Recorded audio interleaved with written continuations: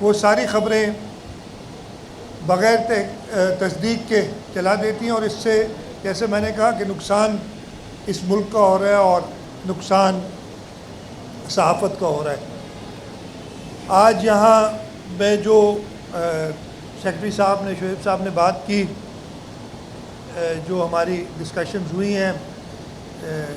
Press club کے مسائل کے حوالے سے، پریس کلب کے ممبران کے مسائل کے حوالے سے، اس پہ میں نے ان سے وعدہ کیا ہے کہ کمیٹی پہلے بھی انہوں نے بنائی ہوئی، لیکن میں نے کہا اس کمیٹی کو ٹائم لائنز دیتے ہیں، اور میں نے یہ وعدہ کیا ہے کہ آج 2 اکتوبر ہے، انشاءاللہ تعالی نومبر کے پہلے ہفتے میں یہاں پھر حاضر ہوں گا، اور وہ 5 یا 6 نکات تھے ان پہ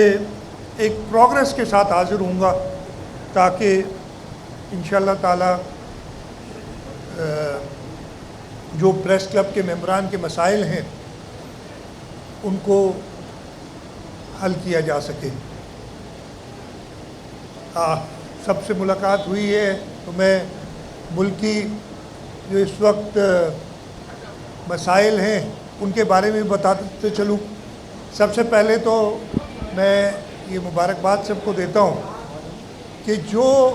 معاشی مسائل، اور یہ خاص طور پہ شروع ہوئے تھے،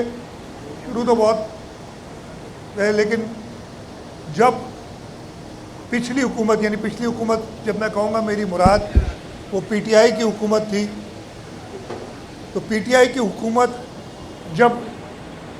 ووٹ آف نو کانفیڈنس پکا ہو گیا تھا، پتہ چلا تھا کہ جا رہے ہیں، انہوں نے کانفیڈنس لوز کر لیا تھا ممبران کا، تو انہوں نے اس ملک کی اکانومی سے جو کھیل کھیلا، ایسے ڈیسیشنز کر کے گئے، اور وہ کر کیا رہے تھے، وہ جان بوجھ کے، کوئی ایسا نہیں تھا کہ اپنی سمجھ رہے تھے کہ ان کی اقتدار کو کوئی طول پکڑے گی، اس سے انہیں پتہ تھا کہ وہ جا رہے ہیں، لیکن اس ملک کے لوگوں کو مشکل میں ڈال کے جانا ہے۔